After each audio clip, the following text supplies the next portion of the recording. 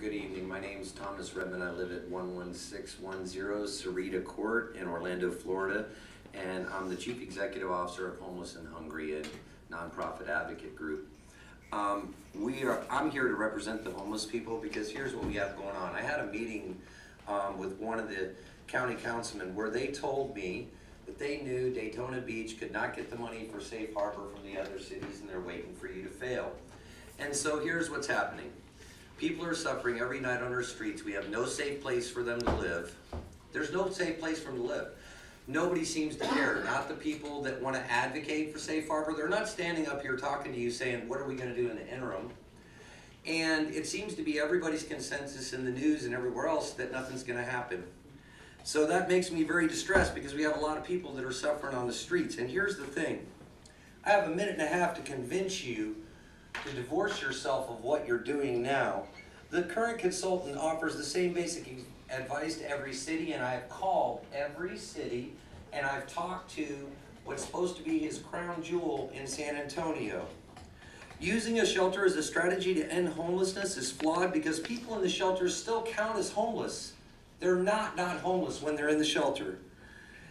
Every statistic that the current consultant gives is not factual.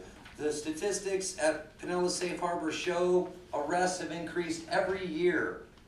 There was no reduction in jail population. Last year they had 5,400 plus customers. 3 people were gotten out of homelessness. 4,400 of over 5,000 people were dismissed for rule violations. This is a jail diversion model. I have sent you 5 letters trying to explain to you that in the national media, this gentleman is considered a fraud.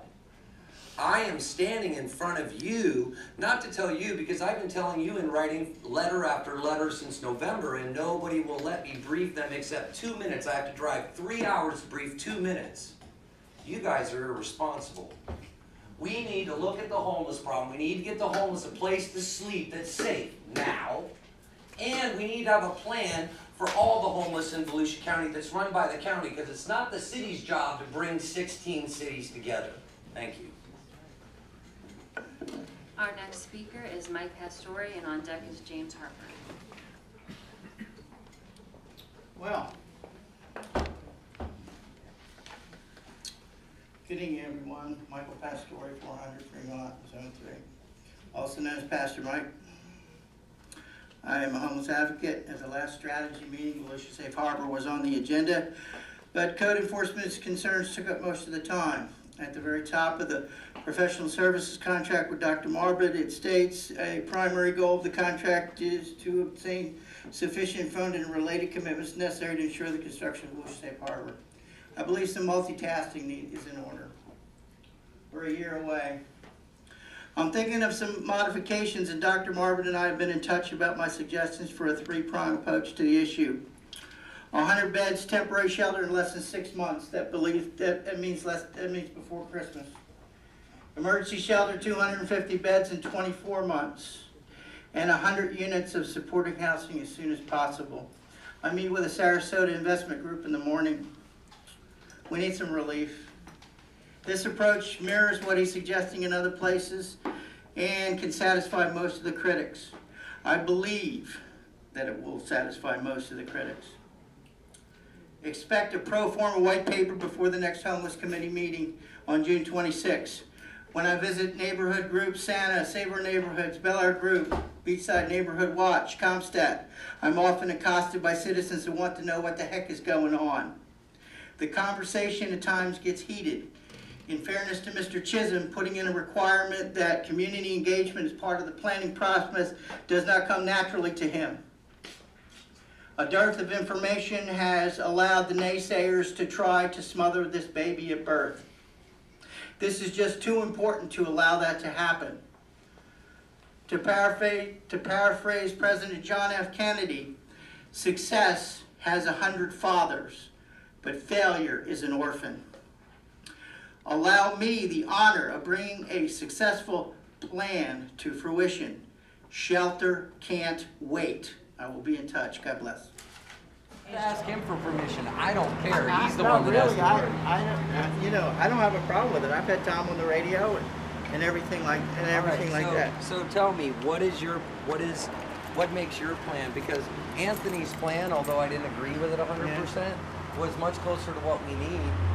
I don't know what you're talking about because that was the first I heard of it. Well, here's my opinion. Okay, Daytona Beach has got legitimately 150 nightly homeless, because I'm taking that number as the average number of people that sign up for cold shelters in the wintertime. Okay, so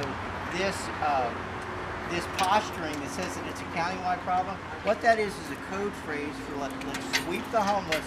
Let's sweep the homeless out of downtown, off of Beach Street, out of the parks, and west of the Green Curtain, out in the county.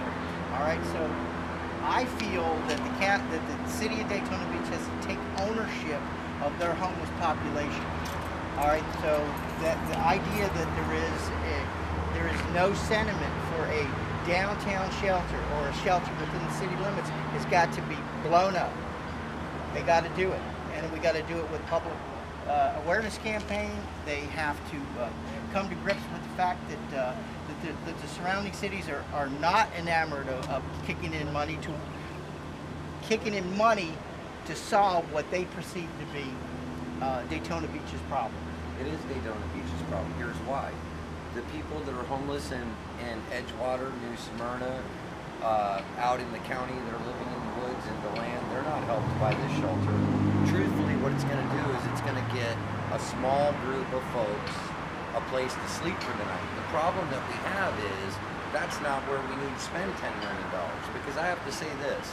I'm looking at other cities spending $10 million and what it's doing for them, and it's not building them one overnight shelter that doesn't have permanent housing already paid for. I'll just say that. And to give any nonprofit 4 acres of county-owned land and a $10 million building without any competitive bidding, I'll tell you right now, I know a lot of nonprofits for $10 million can sweep a lot of people off the streets with full services and give them housing. Yeah, there's also some talk about these consulting companies for Corrective Services of America. Okay, they actually run halfway services or halfway houses in the Northeast, jail diversion programs that come out in halfway houses, usually drug offenses and so on, and they're run by a professionally managed correctional. And that's a great thing, because when that's being done right, and there's lots of good work being done in New York with that same model. But see, we're not talking about jail diversion. If we're talking jail diversion, I think that if somebody asked me, is Volusia Safe Harbor a good jail diversion model, I'd say heck yes. I wouldn't say it's good for the homeless, because here's why. A lot of the homeless, I'll just say this, the advocates besides you, Mike, that I talk to tell me most of the people won't stay in that shelter. The people themselves tell me they don't want that shelter all the way over there next to the jail. So the advocates are pushing for what the homeless don't even want themselves. Is that disagreement? No, I have an absolute thing. I come to the meetings, the homeless committee meetings, and I just chided Mr. Chisholm for being secretive and not, and not engaging the community groups and coming out and answering questions about this. It's all kept, under wraps. But see, we're all trying to do the same thing. We're trying to get the people on the streets help. But here's the problem that I have, and then I'll let you say whatever you want. I'm pretty much done. The problem that I have is that since 1999, they've been making laws. It hadn't worked. It hadn't worked in any city in the nation to try to do it through laws, okay? And there's only one way that does work. There's only one way to get people out of homelessness. That's to get them into permanent housing eventually. Now, whether we use housing first as the model, I'm not saying that's the best model for the community. That's for the community to decide. But I'll say a proven model is the best model for the community. And building a $10 million, 250-bed shelter with services is not the best use of $10 million. Well, I'm inclined to agree with you. Okay, but we have, we have an expensive consultant, all right, who has... I'm glad you didn't call him an expert. All right. Because he believes in housing fourth. Do you know that's his quote? I know everything about what he said. I can probably recite almost every quote and call him on a lot of different stuff. But you know what? This is the place that we live right now. They're in the middle of a 14-month contract, 5 months into it. They're not going to terminate the contract. Oh, yes, they will. All right, well... I'll bet you dinner on it right on camera. I'll bet before the 14-month contract it's over. Well, a dinner, Mike, at McDonald's. I got you on tape. You're gonna buy, brother. All right. Well, there's a lot of there's a lot of people. There's a lot of people that Troy Ray and Father Phil are invested in this process, and they're If I was being given a $10 million building for free, I'd be invested too. well. No, really. Where are they tonight to fight for the homeless getting a place to sleep? Okay, because they're working behind the scenes with the homeless committee.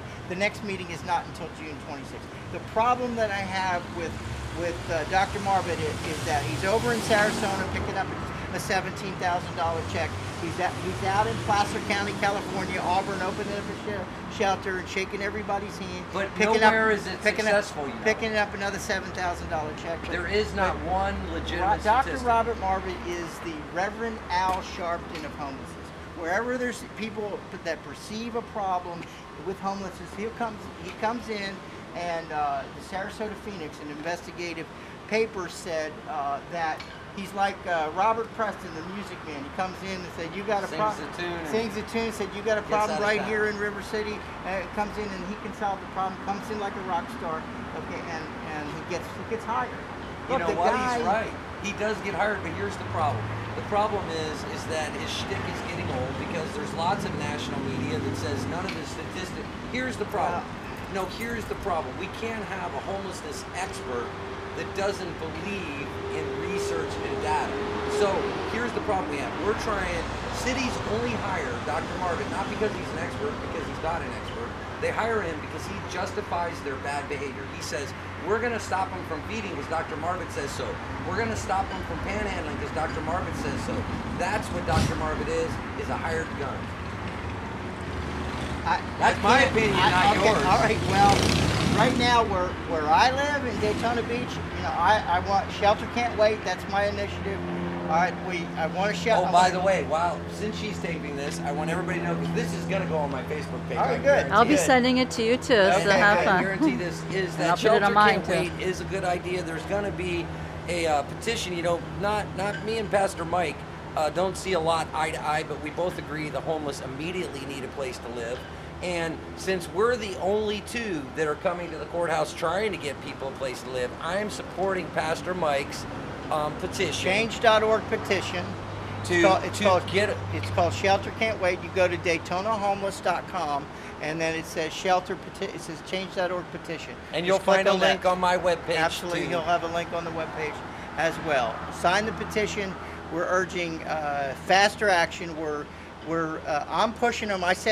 I told him I want a safe place to sleep for my homeless brothers and sisters before Christmas. I don't want them to go through another cold winter, all right, another cold winter going to churches all over, out of the area, being bussed, and then thrown out at 6 o'clock in the morning. I want a temporary shelter, a special use permit for a year's duration and until they figure out what they want to do on a county basis.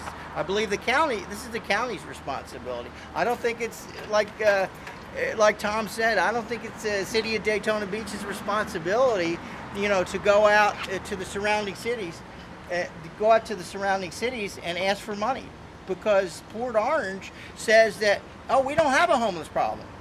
Port Orange says, why should we kick in money to solve Daytona Beach's problem? So that's where this plan could potentially fall apart. Okay, Yeah. let me say my 2 cents and we got to end the video. All right, go ahead. All right, here's the deal, people, okay?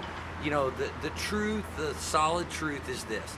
Without your involvement in Daytona, every night as these commissioners go home and they sleep in their nice comfy beds, there are people on the streets, and it should be your priority as well as their priority to take care of that initially. That doesn't cost any money to make some procedure that's safe for these people, because currently there's only 16 shelter beds in the town overnight, and there's way too many people to fill them. So we have to give them... If you could pan over there, we could put 100 people in this courtyard right here and sleep with a monitor and security, and they would be safe.